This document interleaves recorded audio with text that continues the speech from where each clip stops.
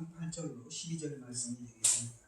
구약성경 맨 처음 성경이죠. 창세기 6장 8절로 12절 말씀이 되겠습니다.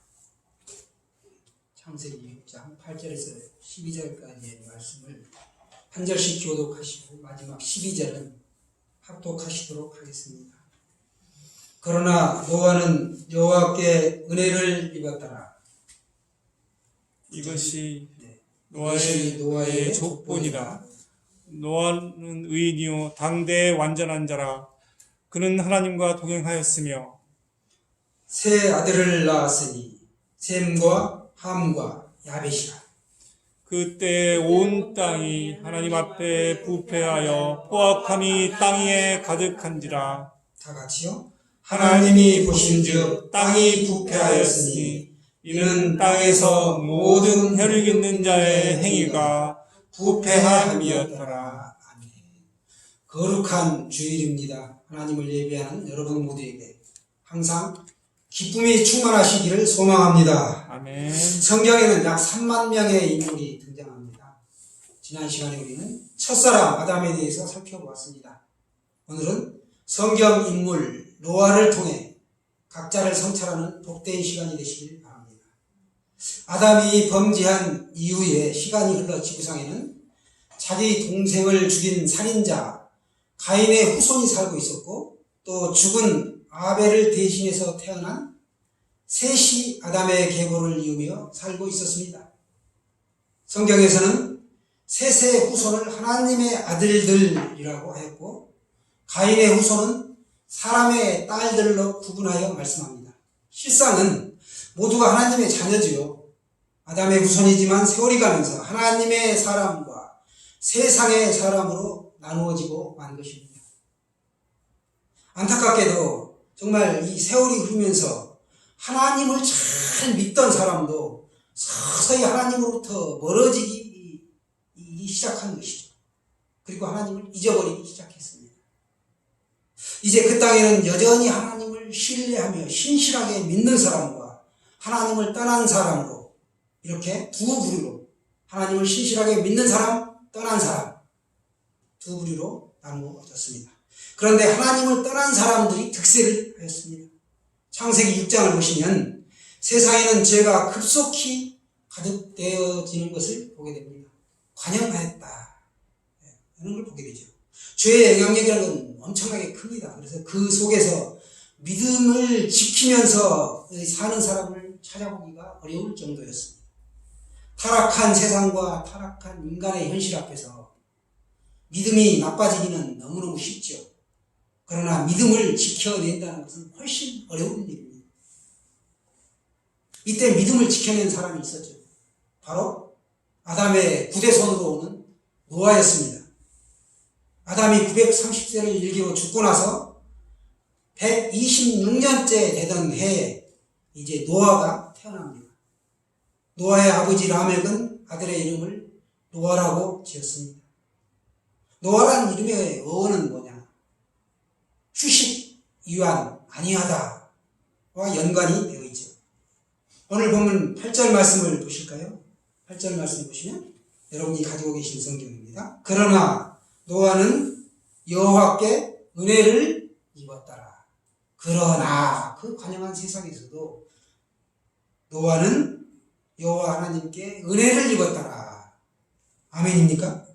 은혜는 돈 없이 값 없이 그냥 거저받는 것인데 하나님은 노아에게 몸을 굽히셔서 기울였다. 그리고 노아는 여호와 하나님의 눈에 보시기에 기뻐하실 만한 점이 조금이라도 있었다는 겁니다. 노아는 죄인을 찾아오시는 주님의 은혜를 발견하고 그 하나님을 차지하였습니다. 9절 말씀을 한번 보십시오. 이것이 노아의 조건이라. 노아는 의인이요 당대의 완전한 자라. 그는 하나님과 동행하였으며. 아멘. 이것이 노아의 조건이라. 이 말은 이후에 펼쳐질 이야기가 인류 전체의 역사에 초점을 맞춘 것이 아니라 노아를 중심으로 이루어질 하나님의 구속사에 초점이 맞춰져 있다는 것을 보여줍니다. 노아는 의인이요 당대의 의인이었다. 그리고 당대의 완전한 자였다 라고 말씀합니다. 이것은 노아가 전혀 무죄하거나 흠이 없었다는 것이 아니라 타락한 시대 상황 속에서도 경건하고 정직하게 살려고 노력했다라는 것을 보여주고 있습니다. 그가 어떻게 그렇게 완전한 자로 의인으로 살 수가 있었습니까? 오늘 성경은 그 다음 구절에서 말씀하고 있습니다. 그가 하나님과 동행하였기 때문에 가능했다는 것이죠. 하나님을 경외하며 하나님의 뜻을 따라 곧고 바르게 살려고 노력했기 때문에 분에 넘치는 호칭을 얻었습니다. 10절 말씀으로 이어지죠. 세 아들을 낳으니 세 아들 이름이 셈과 함과 야벳이라. 노아가 502세 되었을 때 첫 아들 셈을 낳습니다. 노아의 경건성과 신앙이 그의 아들들에게도 아마 영향을 미쳤을 것입니다. 셈의 계보에서 위대한 신앙의 인물 아브라함이 나오죠. 우리 모두는 그래서 셈의 후손입니다. 단군의 후손 아닙니다. 예? 11절 말씀을 보시겠습니다. 11절 말씀 다 같이요. 그때 온 땅이 하나님 앞에 부패하여 포악함이 땅에 가득한지라. 노아 당시에 지상에 거주하던 모든 사람이 부패하였습니다. 그리고 포악함이 땅에 가득하였다라고 성경은 말씀합니다. 이 포악함이라는 게 뭘 말하느냐? 강도와 살인, 약탈, 강간 뭐 같은 악으로 하나님께서 세우신 질서를 파괴하는 모든 것, 그게 바로 악이다라고 오늘 성경은 말씀하고 있습니다. 이러한 악이 흘러서 넘쳐서 계속 흘러갔다는 것이죠. 다 오염이 된 거예요. 모든 사람들에게. 하나님께서 공의와 심판을 더 이상 지체할 수 없을 만큼, 공의의 심판을 더 이상 지체할 수 없을 만큼 무르익었다라고 말씀하고 있습니다. 하나님은 인류를 사랑하시기 때문에 끝까지 용서하실 것 같지만 동시에 공의로우신 하나님이기에 더 이상 악을 두고 볼 수가 없었다라고 말씀합니다. 사실 그때보다 오늘날의 죄악상이 더하면 더했지 덜하지는 않지요.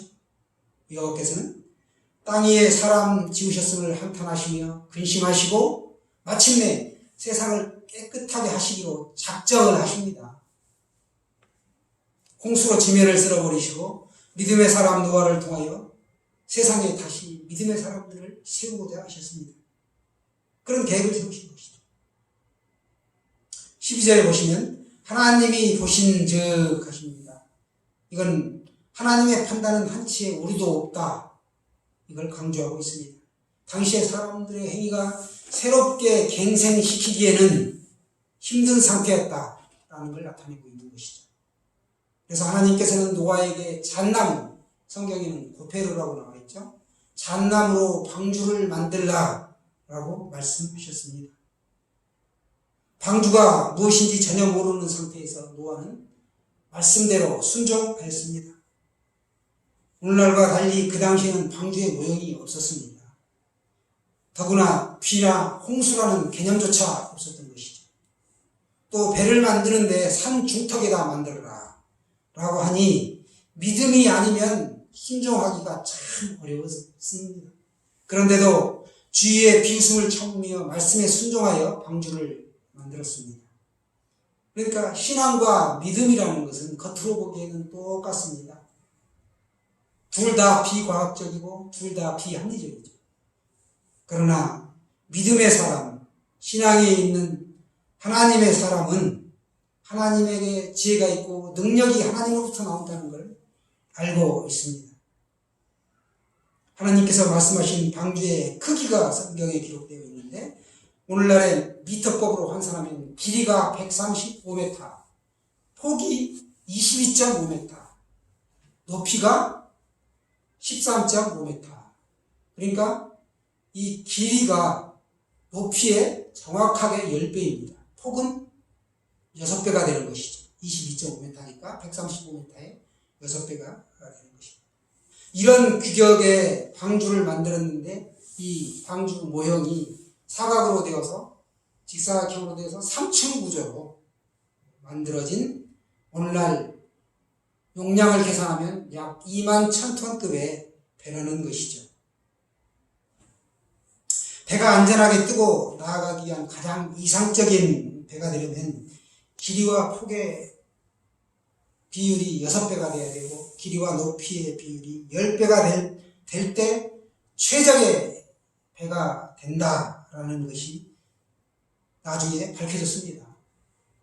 하나님의 설계도는 한치의 오차도 없이 정확하다는 것이죠. 놀랍지 않습니까? 방주는 네모 상자형의 배를 말하는데 아무런 추진 능력이 없습니다. 더구나 방향키가 없습니다. 그러니까 그냥 단순히 떠밀리기만 하는 거죠. 이리 갔다 저리 갔다.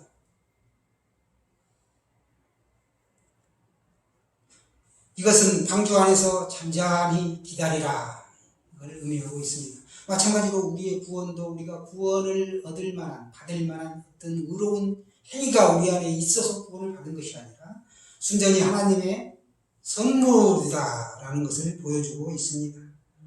하나님께서는 노아가 방주 완공하기를 기다리시고 심판을 하시죠. 여호와 하나님께서 정한 생물들과 노아와 그의 가족이 방주에 들어가게 하시고 방주의 문을 닫아버리십니다. 더 이상 들어가지 못하게 막아버리는 것이죠. 모든 것이 하나님의 섭리 가운데 이루어지는 것입니다. 이때가 노아가 600세 되던 해인데 홍수가 창일하게 되었습니다. 홍수 심판은 단순히 사람들이 그냥 물에 빠져 죽는 정도의 개념으로 볼 수 있는 정도가 아닙니다. 기품의 샘이 터졌다. 그리고 궁창 위에 물이 막 쏟아졌다. 이게 나와 있는데, 즉 땅속에 지하수가 터져 오르고 화산이 폭발하고 기품의 샘들이 터진 것이죠. 그리고 화산이 폭발하고 바다에 물이 더해지고 궁창 위에 물이 쏟아져 내렸습니다. 이 화산이 폭발하면서 궁창 위에 그 막을 자극한 거죠. 화산재가. 그러면서 물이 쏟아진 거예요. 엄청난 양의 물이 지구 자전으로 인하여 이 토양과 섞이면 토양 액화 현상이라고 하는데, 밀가루 반죽하면 쫀득쫀득해지죠. 그거보다 더 묽게 토사하고 바위하고 나무까지 이런 게 섞여가지고 사람을 그냥 때리는 거예요. 물에 빠져 죽는 게 아니라 맞아 죽는 거죠. 이 비명 소리가 들릴 때 노아와 그의 가족과 그 안에 갇힌 생물들은 들을 수가 있었겠죠. 참으로 안타까운 일이었습니다. 이 쓰나미가 또 발생됐다. 이걸 또 간과할 수가 없어요. 쓰나미, 얼마 전에 우리 쓰나미 방송을 통하여 보셨죠? 비행기의 속도로 물이 밀려옵니다. 집채만한 파도가. 높이가 무려 30m, 50m 이런 것들이 때리게 되는데 정말 굉장한 것이죠. 이런 가운데 홍수 심판이 이루어졌습니다. 자그마치 그게 이루어지다가 이제 노아가 방주에서 1년하고도 10일 만에 하나님이 이제 문을 열어주시죠. 밖으로 나오게 됩니다.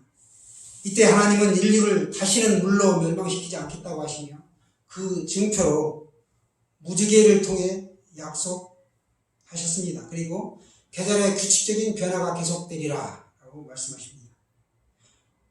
오직 홍수 심판에서 노아와 그의 아내와 세 아들과 세 며느리 이렇게 8명만 구원을 받았습니다. 노아의 방주가 구원의 방주였듯이 우리가 섬기는 이 예수 그리스도 교회가 구원의 방주로 그 역할을 잘 감당할 수 있기를 소원합니다. 우리 모두가 노아처럼 순종하여 하나님의 뜻을 이루며 이 몸된 교회를 잘 세우며 살아가야 합니다. 세상과 구별이 필요하죠.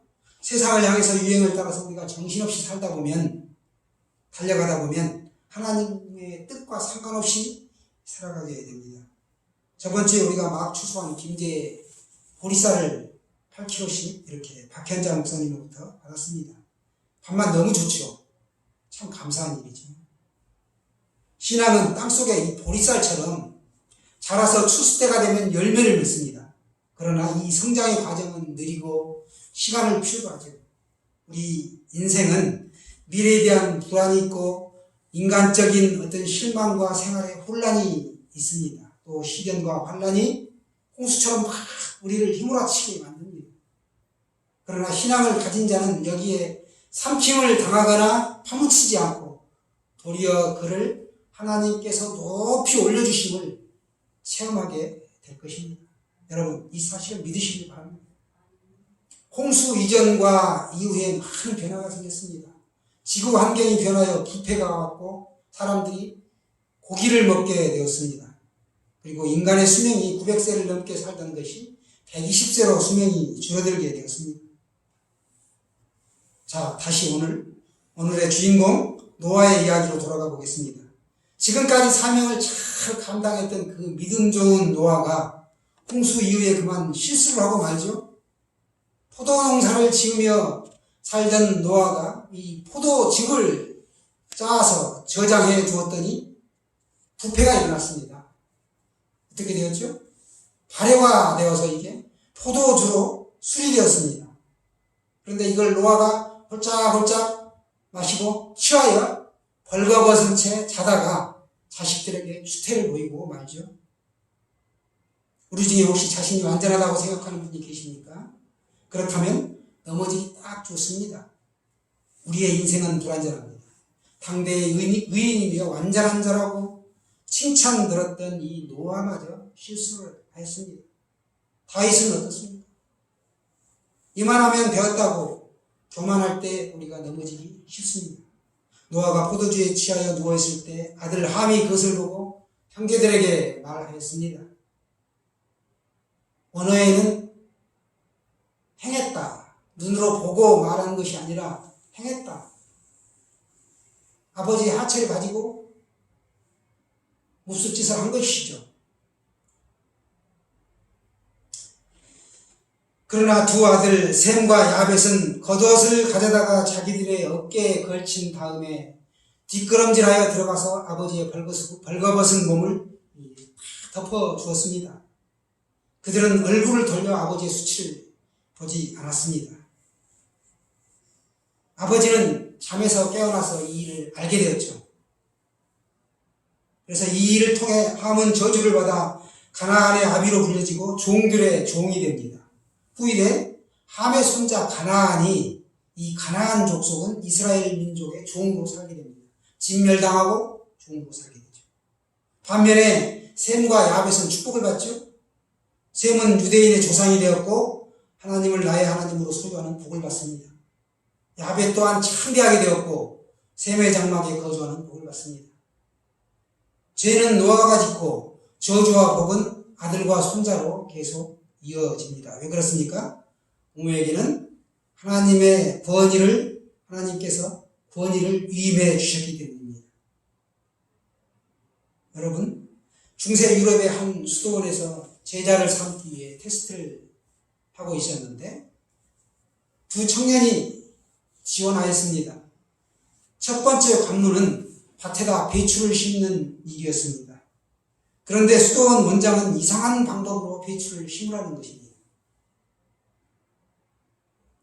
한 청년은 수도원 원장의 말대로 뿌리가 하늘을 향하도록 일정량의 배추를 심었고 또 한 청년은 도대체 무슨 말씀을 하시는 거냐 라면서 자기의 방법대로 배추 뿌리가 땅을 향하도록 일정량의 배추를 다 열심히 심었습니다. 나중에 그 수도원 원장이 두 청년이 심어놓은 배추를 보고 와서 두 번째 심은 그 청년을 집으로 돌려보냈습니다. 당신은 선생으로서의 자격은 있어도 제자로서의 자격은 없습니다. 라고 말하고 돌려보낸 것입니다. 이 시험은 순종을 보는 시험이었습니다. 성경은 말씀합니다. 하나님 말씀 듣는 것이 수양의 기름보다 낫고 순종이 제사보다 낫다.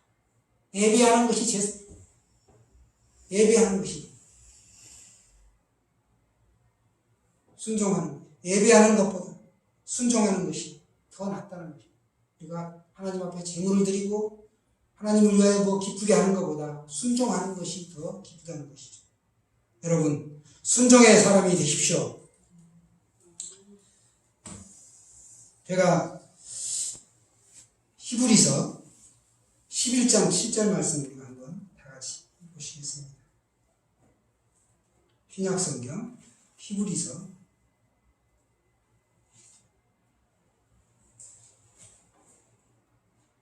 자막으로 띄우겠습니다.